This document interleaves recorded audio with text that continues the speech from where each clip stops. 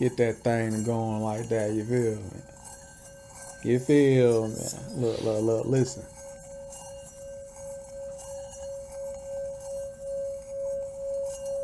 Mm. Whew, you are so blessed. God, can you feel that? Feel that energy, that ooh, prosperity now. Mm. Supernatural increase now. Mm. Ooh, big booty hole now. Ah, man, life is so beautiful even when some people think it's ugly.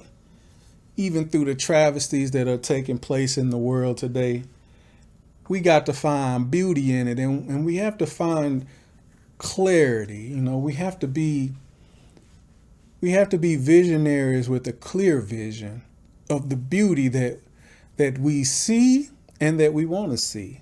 And we have to be planners. That's another thing. If you're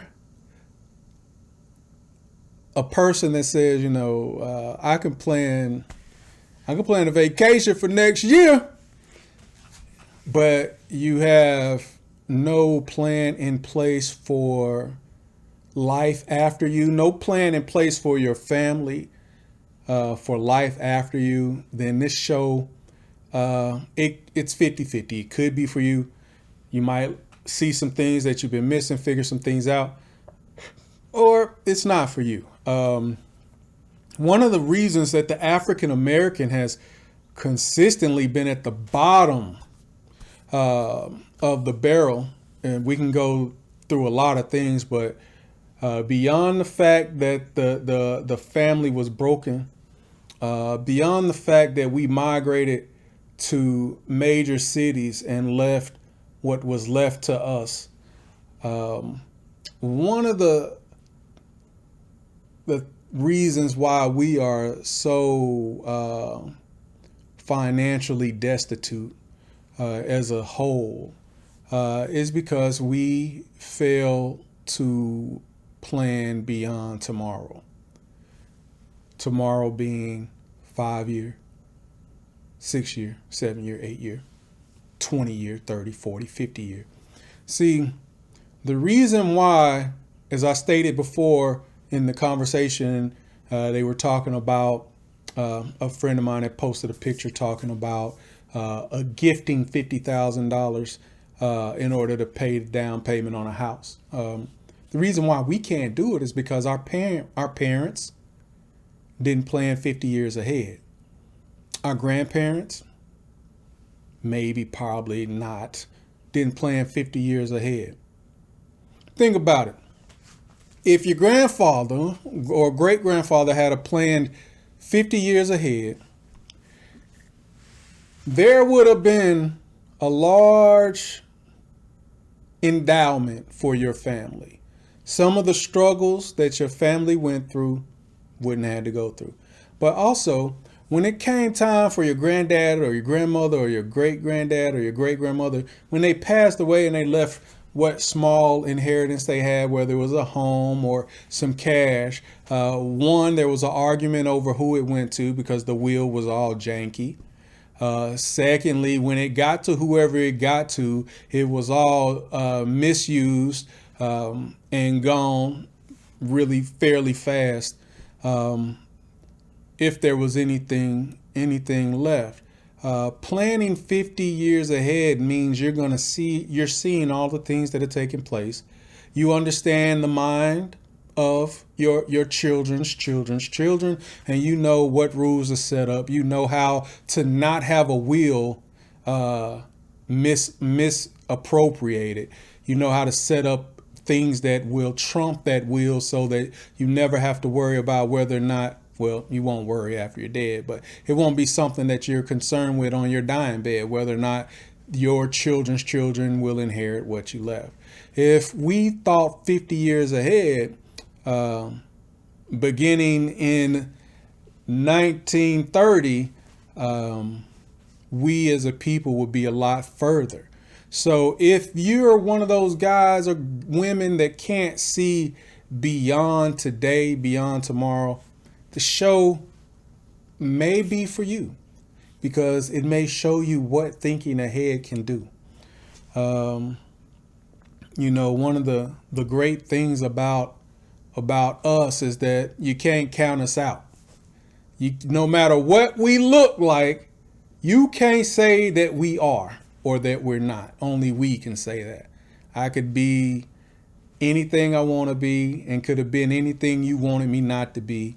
But to this day, at this point in time, I am exactly what I say I am, not what I was. So anyway, enough of the philosophies. I just wanted to come talk to y'all with my hat on, you feel me, and let y'all continue to get to know me, and I'm not trying, I swear, I am not trying to just draw out some videos and place them here to take up time. I'm not doing that. I'm just trying to keep you involved, keep you up to date, and also just let you know what I'm doing as it gets done. So the outline for the show, making sure that as I lay out this very important information that I'm scared to lay out, because when people have things like this exposed to the African American community, they usually get knocked off. You know, I'm not let me say, I'm not scared. I'm a little anxious. If I was scared, I wouldn't do it. Actually, if I was scared, I'd still do it, because I'm courageous. Courage is what you do in the presence of fear. Now, I'm gonna get out of your hair, because I'm rambling right now. So let me get out of your hair, but I want to say this. This is why it's important. I have a belief that when I pass, I'll return. And when I return, I'll be returning in my bloodline. And when I return in my bloodline, if I left nothing that would have boosted them up the class ladder from low to middle to high, then I'll have to suffer the ills of low class again. But if I leave a system in place that will create unlimited wealth for my descendants, then when I return in a better position, which allows me to do more than what I've done with this existence. So I began to look for opportunities, and dealing with insurance, I found out that your banks are insured. Ooh, wait a minute. Your government is insured. Like everything is insured. I started digging, and banks take your money, put it in insurance, get a larger return, and then give you that 1 return. They get 4 or 5% return on your money. Yeah. They're creating money out of your money. And when I found that it could be done by us, I said, shit, what the fuck? But how? Yeah, that's good for us today. And yeah, we could leave that in a will. But how do we make sure that that money multiplies so that my children's children's children can benefit from what great grandpa set up? And that led me to where we are. If you stay tuned, I'm going to show some footage from the last season that was unreleased. Interviews of, I'm not sure who. Let's find out. All right. See you over there. Oh, over there. Peace.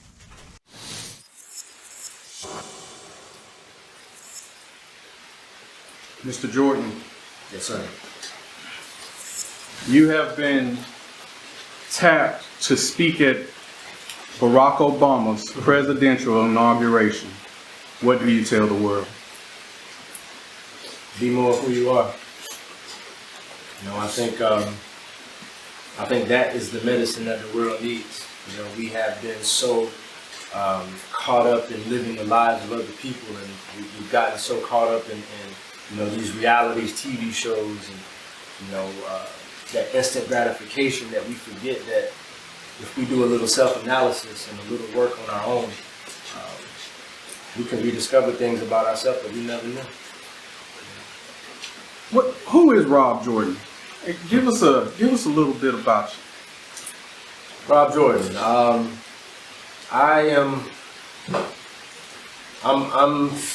It's hard to explain, man, just because I've done so many things. I feel like I'm on my 8th or 9th life right now, man. I've done so many things, and I've been in so many places that I never anticipated to be. I am a musician. I am a poet. I'm a producer. I'm an artist.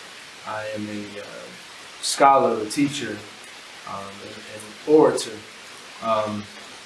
You know, I'm a figure it out type of dude. You know, I'm the guy that I'll figure it out. You know, and we'll find a way to make it happen. And that has been my skill set for a long time now.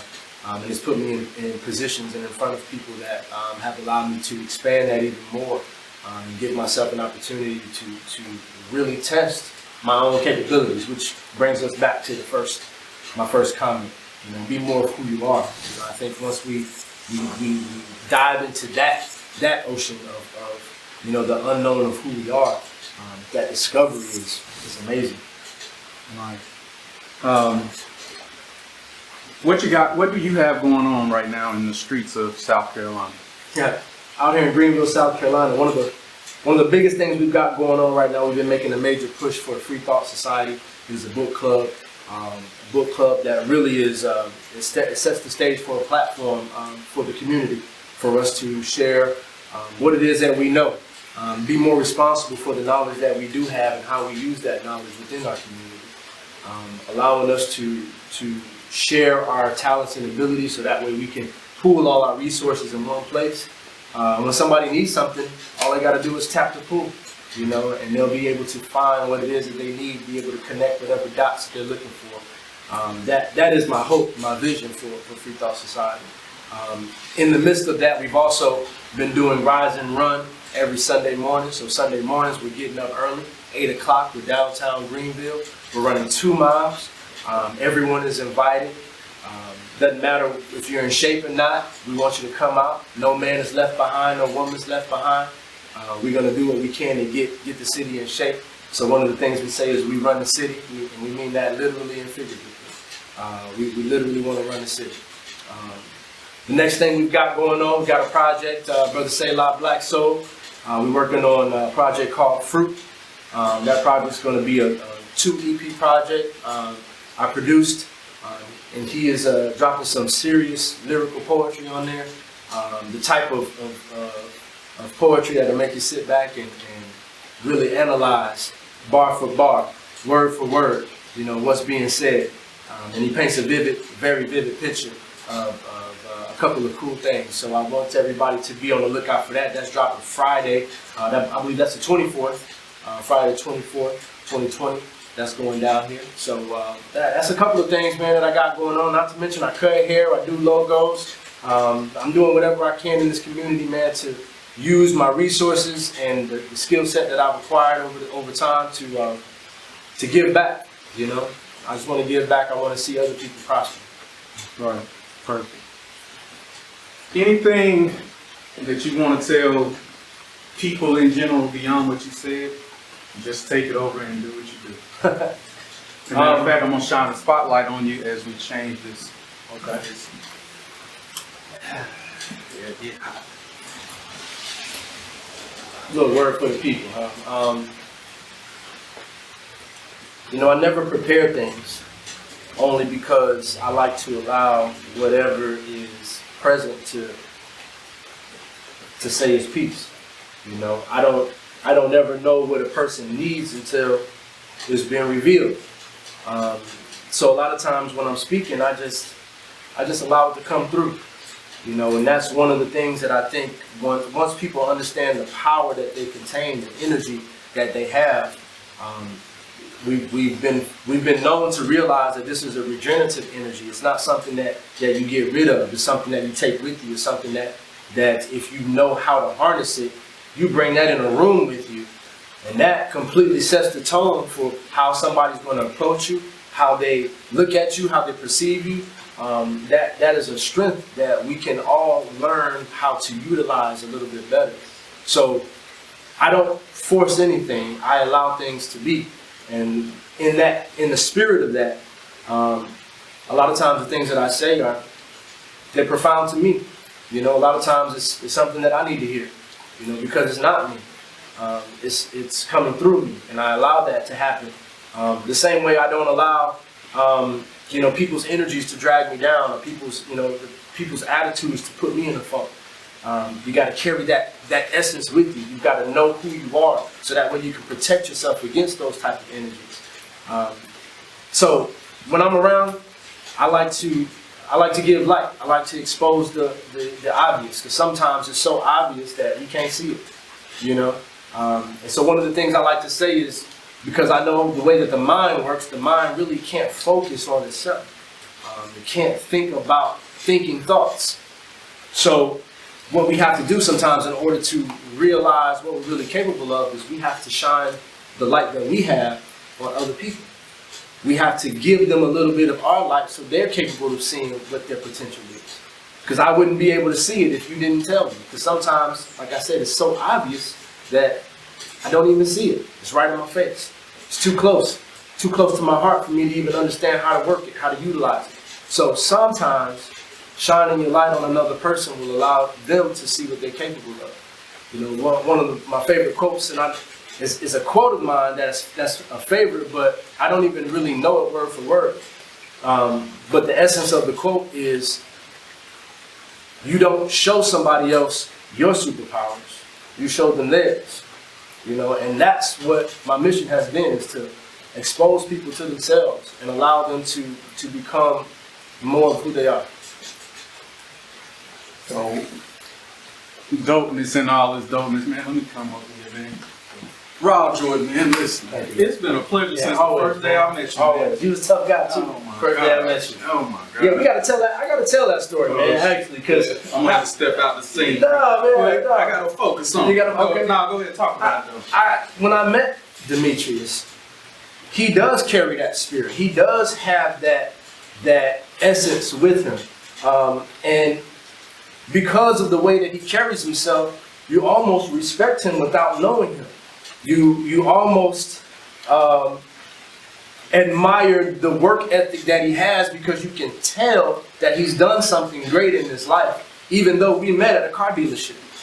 And sometimes I question, you know, why I'm even here. How did I even get around some of these people I'm around sometimes? But when I met you, I realized that you were greater than the person that you were portraying, only because you were here and you were giving us a little ration of who you were. But I could tell that just because you had on that uniform, that wasn't who you were. You know what I'm saying? So to see what you're doing now is not even amazing to me. It's almost expected. Right. You know what I'm saying? So yeah, it's almost expected, man. So but this brother, man, I mean, we connected on knowledge. That's how we even got cool, is because we realized, hey man, I like how you think. I understand that you know some things that I know, and you actually got a different perspective than I do. So I'm interested to know more about, you know, how you got to where you got to. Mm-hmm. You know, so that's kind of how we connected, man. And it's only been an upward, you know, an upwards journey where we've been going in the right direction. It feels like, even though sometimes life throws us some wild cards. That's what it's supposed to do. But the vision is long. You know what I'm saying? So just because we stumble or we got a couple obstacles, that's besides the point. You know, if I realize that my goal is way down here, who cares what happens in between? So it's good to see you on the path still. Yes, sir. You know, despite what has happened in our lives, because neither one of us worked in that damn car dealership again. And that was a blessing. That was a blessing, man. Because, you know, I don't look at anything as a problem or anything as a bad situation. Right. Everything pushes me where I need to go. Exactly. So that means that was just the fuel for my gas tank, man. Indeed. I'm here right now, man. Thanks for being on the show. Thank you. We're going to get some photos. Let's do it.